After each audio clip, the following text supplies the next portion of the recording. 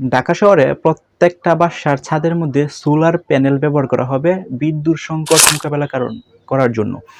এখন বাংলাদেশ বাদে অন্য যে কান্ট্রিগুলা যেন আছে, অন্য কান্ট্রির দিকে যদি আপনি তাকান তাহলে দেখবেন মেক্সিমাম অফ কান্ট্রির মধ্যে তাদের যে বিদ্যুৎ আছে, বিদ্যুতের একটা অংশ কিন্তু নির্ভর করে সৌর বিদ্যুৎ অর্থাৎ সোলার প্যানেল থেকে। অর্থাৎ সূর্যের যে হচ্ছে শক্তি আছে, সৌরশক্তি ব্যবহার করে যে বিদ্যুৎটা উৎপাদন করা হয়, এটা কিন্তু একটা বড় ভূমিকা পালন করে।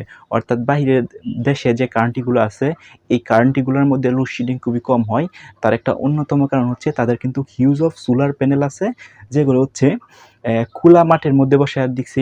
ইভেন সমুদ্রের উপরেও তাদের হিউজ অফ অ্যামাউন্ট সোলার যে প্যানেলগুলো আছে সেগুলো বসায় দিচ্ছে, এবং সেখান থেকে অবরণত অর্থাৎ কোনো জ্বালানি ছাড়াই কিন্তু তারা বিদ্যুৎ উৎপাদন করা সক্ষম হচ্ছে এবং বিদ্যুৎ পাচ্ছে। এজ এ রিজাল্ট ওই দেশের মধ্যে কিন্তু জ্বালানির সংকটও কম লাগতেছে, এবং বিদ্যুতের যে একটা চাহিদা সেটা কিন্তু টোটালিভাবে হচ্ছে মেটানো সম্ভব হচ্ছে, এবং বিদ্যুতের সংকট খুবই কমই কিন্তু দেখা দেয়।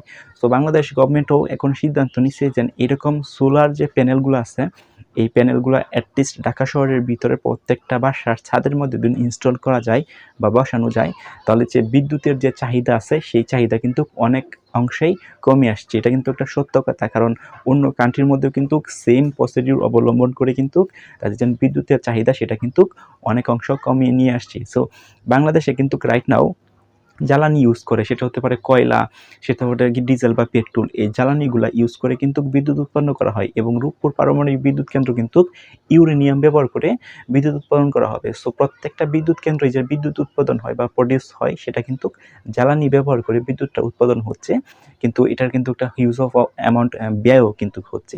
সো আদার দিকে আমরা যদি চিন্তা করে দেখি যে সোলার যে প্যানেলগুলো আছে বা সৌরশক্তি ব্যবহার করে যে বিদ্যুৎগুলো উৎপাদন করা হয়, সেগুলোর ক্ষেত্রে কিন্তু কোনো প্রকার হচ্ছে জ্বালানির প্রয়োজন হয় না, অর্থাৎ এক্সট্রা কোনো ব্যয় হয় না। যদিও সোলার থেকে খুব কম পরিমাণ বিদ্যুৎ উৎপন্ন করা সম্ভব, বাট একটা বিস্তীর্ণ এলাকা বা একটা বড় বিশাল এরিয়া নিয়ে যদি এই সোলার যে প্যানেলগুলো আছে সেগুলো যদি বসানো যায়, এবং সব মিলিয়ে একত্রে কিন্তু ভালো মেগাওয়াট একটা বিদ্যুৎ উৎপাদন করা সম্ভব হবে বাংলাদেশেও।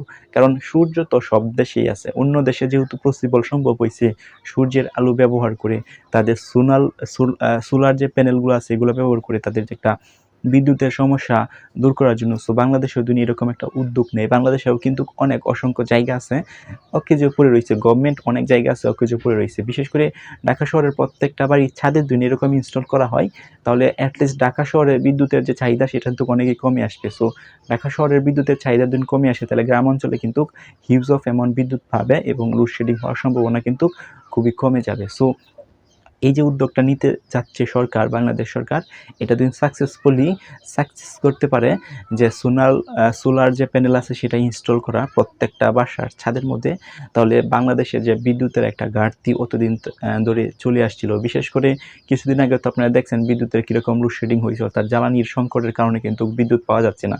সো অন্যান্য অনেক কান্ট্রির মধ্যে কিন্তু এত পরিমাণ প্রবলেম হয়েছে না, প্রবলেম হয়েছে ঠিক আছে, বাট এত পরিমাণ প্রবলেম হয়েছে না। কারণ কি? কারণ তাদের কিন্তু সোলার প্যানেল ছিল, এবং সৌরশক্তি ব্যবহার করে কিন্তু তারা বিদ্যুৎ উৎপন্ন করা সম্ভব হয়েছে, এবং হচ্ছে তাদের যে বিদ্যুতের চাহিদা সেটা কিন্তু এই সোলার যে প্যানেল আছে সেটার থেকে কিন্তু অনেকটাই হচ্ছে সংকট মোকাবেলা করতে সাহায্য করছে। তো বাংলাদেশেও যদি এরকম সোলার প্যানেল থাকতো, তাহলে বাংলাদেশেও কিন্তু অত প্রকার সমস্যা হইতো না। যদিও সমস্যা হইতো, বাট অত জটিল কিন্তু পরিস্থিতি ক্রিয়েট হইতো না। সো বাংলাদেশ সরকার যেন এখন নতুন একটা উদ্যোগ নিতেছে ঢাকা শহরের প্রত্যেকটা বাসার সাথে সাথে, যে এই যে সোলার প্যানেল ইনস্টল করবে বা বসাবে, এই উদ্যোগটা কেমন? আপনাদের মতামত কি? কমেন্ট করে জানান।